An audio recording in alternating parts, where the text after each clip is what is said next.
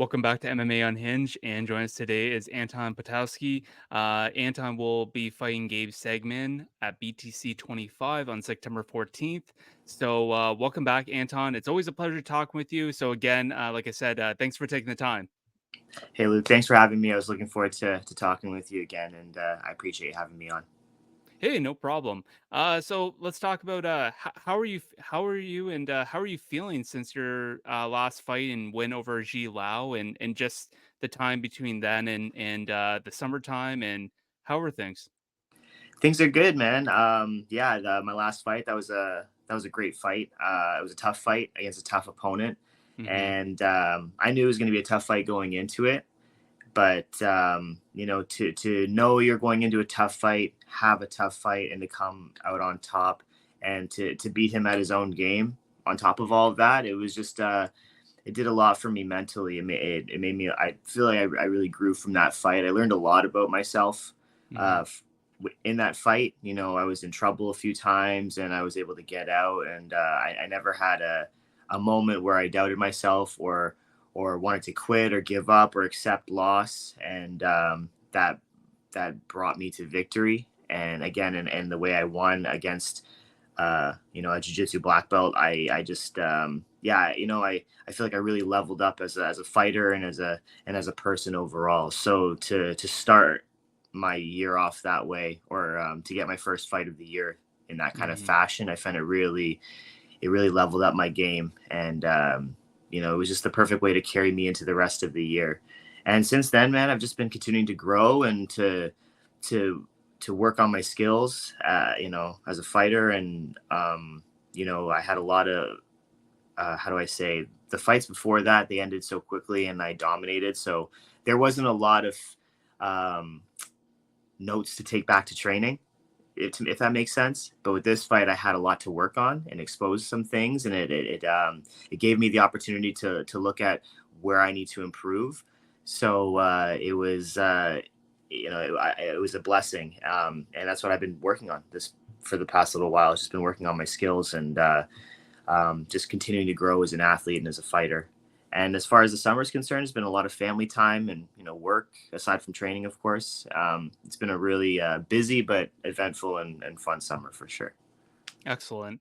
And how are things over at the shop? Shop's good, man.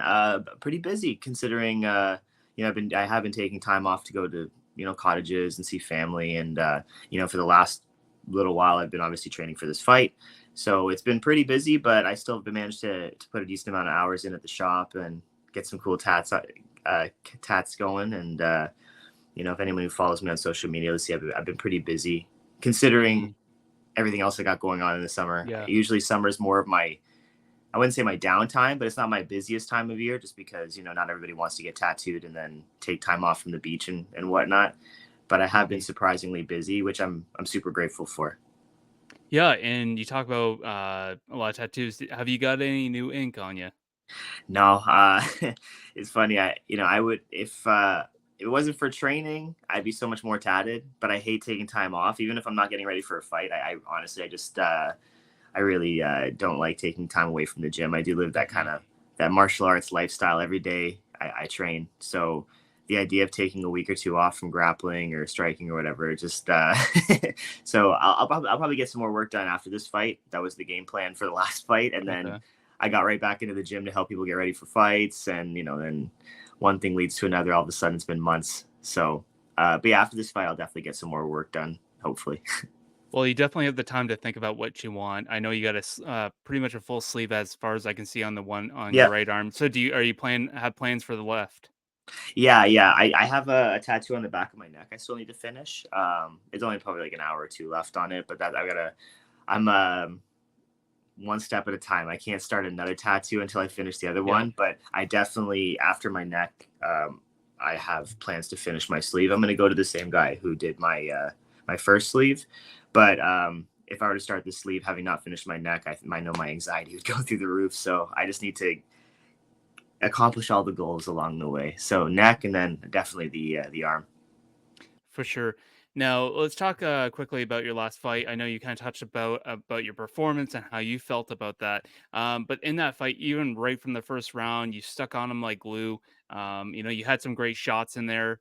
I understand that you hold a perfect record and you have a perfect submission record. But was there any part of you when you heard him in that first round? Was there any part of you hoping to get that knockout instead? Yeah, 100%. You know, I knew I could hurt him and I knew I could knock him out on the feet. But I think I want to say I got caught up in the moment when it did hurt him because I hurt him a Hmm. few times. I think every time I hit him, I hurt him. And there were two exchanges in the first round where I definitely did rock him. You can see it in the eyes, right? And I think just got a little carried away, and I didn't make space, and I didn't allow myself to pick my shots to put him away. I have enough. I have so much striking experience that I know how to do that. I just in the moment you see blood in the water and you see red and you just and one thing leads to another. And I think I didn't give myself enough space and I allowed him to kind of tie me up.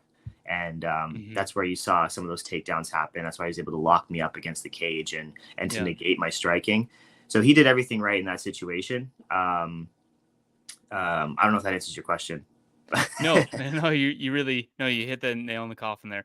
But that being said, so based off that fight, and obviously with upcoming opponents that you'll have in the future, is it reassuring that you know that you're not just known for the guy that's gonna put on submissions, but you got that striking, you got that threat on the feet as well? Yeah, honestly, coming into MMA, people just see me as this 0-0 guy, and then now I have three submissions. So, they see me as a grappler, Hmm. but I'm from the Mass Academy of Martial Arts. I have probably 40 Muay Thai kickboxing fights. And it's in my mind, I'm a striker. I mean, I'm a mixed martial artist. I'm well rounded, and I'm a brown belt in jiu-jitsu, and I've been putting so much work and just as much work and time and effort into my grappling and my wrestling and my cage work and everything like that. But my foundation has been a striker. So, I in my fights, I have been trying to showcase that. It hasn't really worked out that way. I find that I've found myself to the ground and I've had to just fight from there. Usually at the decision of my opponents. My very first fight, I fought a striker and I took the safe route. I took him down quickly. But my last two fights, they initiated the grappling with me. I had every intention of keeping it on the feet and showcasing my striking skills and showing the other aspects of my game. And they wanted to take it there. So but that also just goes to show. Sorry, my cats are here. It's okay. I got my cats over here too, so I've been trying to push them away. Yeah. So we both got our cats going. Yeah. But yeah, my goals have always been to showcase my well-roundedness as a fighter, that I'm not just a Hmm. grappler, that I'm not just a striker or whatever people's perspective is of me. I want them Hmm. to know that I'm a threat everywhere. So, it is, I know I can hurt these guys. I know I can knock these guys out, and everybody already does know that I can submit anybody. So if that, again, I don't know if that answers your question, but No, no, like I said, you hit it on the spot. No, let's talk about your upcoming opponent. You got Gabe Segman. Clearly, having a more experienced opponent this time, at least on paper and on his record. But that being said, is this maybe the kind of step up in competition that you might have wanted for yeah, this time in your career? yeah, 100%. My managers and my team had come to me with a few different fight options coming up for this event and even for the past event. And I wanted to fight Gabe. And no disrespect to Gabe, it's because I respect him that I want to fight him. He is ranked the highest. He has the experience. I think he has probably like 5 times as many fights as I do, literally. Hmm. He comes from a really good team. Really experienced, and he just poses the biggest challenge for me at this time. He's a high level grappler, a black belt in jiu-jitsu with really solid wrestling. So, I want to take the toughest challenges. I feel like this division and really all the divisions, fighting in general, I find these guys aren't willing to take those challenges. And maybe that's why it takes them so long to get recognized and for have people talking about them.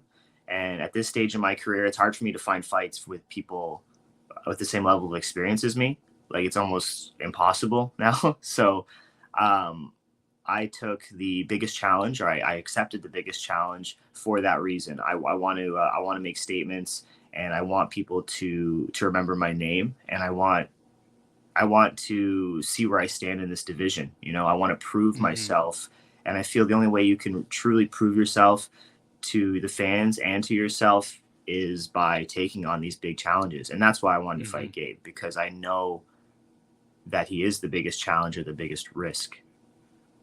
Well, and I think you just said it, just like how the great Alexander Volkanovsky said, the only way to get better is to challenge yourself. So sometimes you have to take those risks and take on those fights that are hard to only better yourself. And that being said, do you feel like taking on a more experienced fighter at this time of your career can potentially winning can also potentially put you in a spot for fighting for a belt soon, or maybe going to a different promotion? Yeah, honestly, I take it one fight at a time. Hmm. I always have. Uh, you know, as far as I'm concerned, nothing exists past Gabe Sagman. He's all I'm Hmm. focused on. You know, I figure out what I'm going to do after that. But yeah, obviously, you know, I'll be 4-0 after I beat Gabe, and he poses a different threat than any of my other opponents have posed. So Hmm. that's another check mark on my resume, or another name on my resume, or a style on my resume.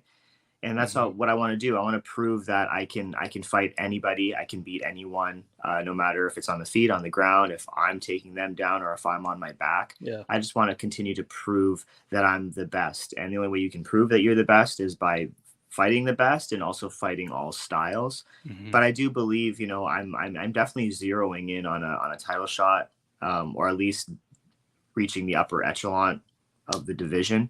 You know, I can definitely see that those opportunities coming my way after this fight, or within the next couple of fights for sure. But as far as like titles and promotions, you know, as far as I'm concerned, the only fight that I have is Gabe Sagman, and the only promotion is BTC right now. So Hmm. Now, you and I, we both previously talked about him being a lot more experienced and being a challenge for you. So, other than that, break down this fight for us and the fans.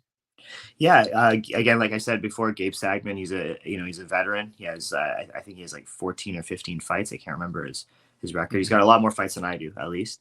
He comes from Niagara Top Team. He's got a great team behind him, great coaches. He's a high level wrestler and grappler. He's a black belt in jiu-jitsu. And yeah, I've been following his career. You know, I've been looking at all the fighters that are ranked ahead of me, or in that kind of top five conversation, and all the top 125ers. I'm always kind of keeping my eye out, because I know I could at any moment I could fight them. So I've been continuing to do my research with him, as well as all the other fighters that are in my bracket. And yeah, you know, I'm not taking him lightly by any means. I don't take any of my opponents lightly. You know, as far as I'm concerned, every fight is the toughest fight that I have coming up, or the toughest fight of my life.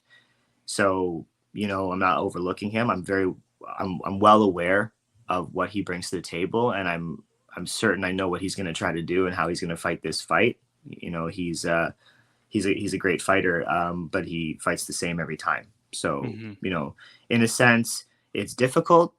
It's a difficult fight, but it was an easy fight to wrap my head around preparing for. I knew what I needed to do to get ready for him. Um, but again, I'm not saying that I'm taking him lightly, or that it's an easy fight. I'm just saying that I knew exactly how to train for this kind of fight. Hmm. And that being said, you got a tough opponent ahead of you. What kind of you've had the time to, or sorry, excuse me, you've had the time off between your last fight and this fight. What are some things that you kind of worked on that you really want to implement into this upcoming fight? You know, like right from my last fight, it was right back to the lab, working on things I needed to work on that were made apparent to me in the last fight. You know, there were some mistakes I made that I immediately went back to work on. And I'm always, again, like I said, I'm not. when we say like getting into fight camp or training camp, really it's just me kind of fine tuning the training around what kind of opponent I'm facing, or maybe upping the conditioning. But I'm training year round. I'm always in shape. I could be in fight shape, from the day I get the call. I'm always Mhm. training. I'm never taking time off really.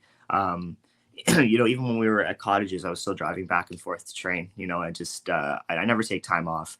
Um, so as far as what I've done to prepare for this and what I want to showcase, and I feel like I'm always leveling up as a martial artist. I'm always getting better. Every Mhm. time you see me in the cage, I'll always be on another level than the last time you saw me, and that's because I never stop training. It's a lifestyle for me. It's not a camp. It's not a 9 to 5. Mhm. It's a lifestyle. I live this shit. So for me, it's always been the same. It's always been continuing to grow and to work on all my weaknesses. I think I don't think I'm the most gifted athlete or anything like that, or the strongest or the fastest, but I'm definitely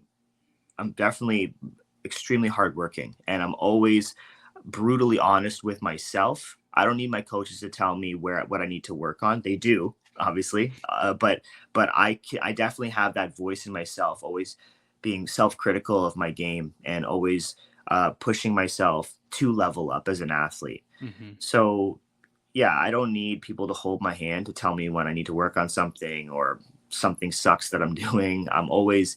Pursuing I'm always pursuing perfection that I know I'm not going to attain.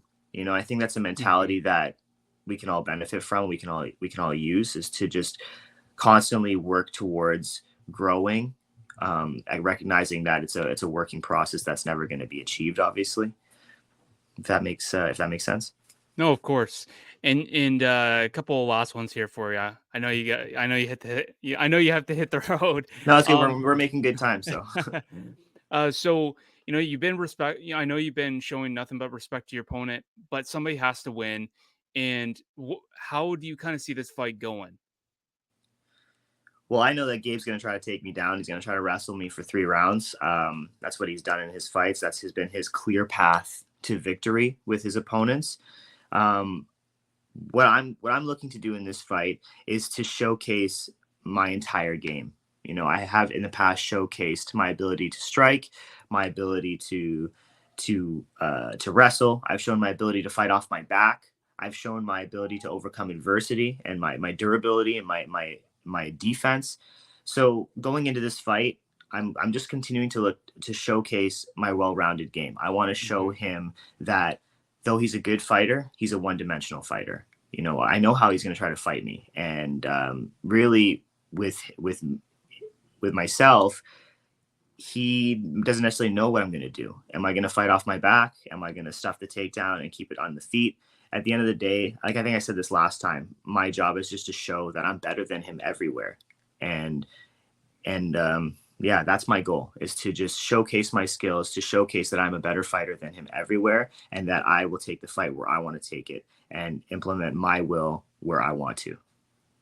And obviously, this fight's going to be in on September 14th. Your last fight was at the beginning of pretty much at the beginning of the year there. Between then and September, obviously, and I think BTC normally gives out one fight contracts. So during that time, were you prepared to fight earlier? And was there other promotions that you may have talked with to get a fight earlier, or was September kind of perfect for you? I had every intention of fighting in June on the last BTC card. Hmm. I was preparing for it. They said they were going to get opponents from me. I had a few opponents pull out on me, and then I had a bunch of fighters turn down the fight. So it was just a headache trying to find somebody to fight me on that card. It would have been Hmm. perfect because my training partner Jordan Texan fought on the card as well, so we would have been right in a camp together. My wife was preparing for her fight in Samurai MMA in Hmm. Montreal that same month, and then I had another training partner who was getting ready for the unified fight, which is the same card that Gabe fought on last time. So it would have been perfect, for me to just jump in a training camp with all my training partners. I just stayed in shape after March, and then I got ready and geared up to fight in June. But unfortunately, it just didn't work out. So I was ready to fight right after my fight, essentially. Again, like I said, I don't take any time off. I live in the gym. I live this life. It's my lifestyle. So I was ready to fight. they just couldn't find anybody. There were other maybe other promotions that there was the potential of fighting for, but I was comfortable in just waiting until September and fighting on the next BTC card. I knew there'd be more opportunities in the fall. It's probably hard to lock people down to fight in the summer, so I was just I was ready to go. But like I said, I'm ready to go. I'm always ready to go. I'm ready to fight anytime. So yeah, I was ready, but God had other plans. So Excellent. Now you spoke about after the fight you wanna finish up that tattoo there and get some work done. But after that fight, yeah, I know you're gonna. I know the mentality you have is going back into the gym and improving and training, and that's a lifestyle for you, as you said. But do you have any plans outside of fighting with you and your partner? yeah, I mean, we're always just I want to spend more time with the family. Obviously Hmm. training camps are they're very time demanding, and I have Yeah. a young daughter. She's getting so big. She every day is a whole new person. She's growing so fast. So I just don't want to miss time with her. So, Yeah. after this fight, it's gonna be perfect. It's gonna be September. We'll probably enjoy the holidays after that. And my wife might potentially fight near the end of the year, hopefully if everything works out. So I'm going to support her and help her get ready for her fights. Obviously, my teammate Jordan Texan is he's going to be fighting in October, so I'll be helping him prepare for his fight as well. But yeah, I'm just looking to be with my people, my wife, my daughter, my friends, my training partners, just to spend time with them, because obviously a training camp can be very selfish and it's about me and this goal and Hmm. this mission. So after that, I'm looking forward to being of service to my people and just to be with the people I love. And I'm not too sure what more events BTC is going to be putting on. I know sometimes they don't always announce them ahead of time, but if they do have something in November, December, would that be something that would interest you? Yeah, definitely. Obviously, if I'm healthy and everything as well, Hmm. and that I definitely love to take a fight in November for sure. My goal was always to fight, like 2 to 3 times a year, preferably 3 times a year. Hmm. Each season. That would have been ideal. Obviously, didn't work out this year. So if I could squeeze in a third fight to end off the year, that would be amazing. That was always my goal, was to fight 3 times a year. I didn't get to do that last year, so I was hoping I was going to do it this year.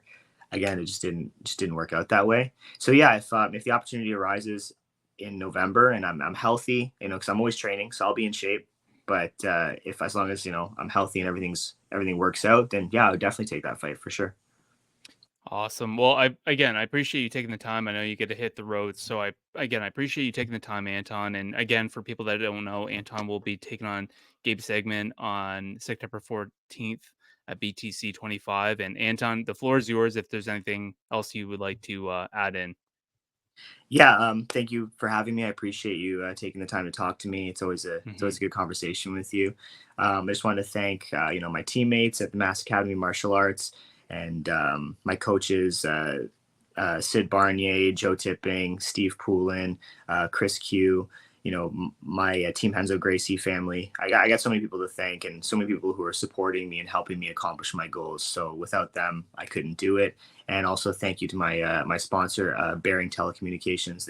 They've had my back since my pro debut, and they continue to support me. So again, just another part of my team right there. I got an army behind me. So I'm just super grateful for the opportunity to do what I love and to get to talk to you and just to live this life. Excellent, Anton. Well, thanks again, and you take care, and hopefully you enjoy your Sunday of training. Thanks, Luke.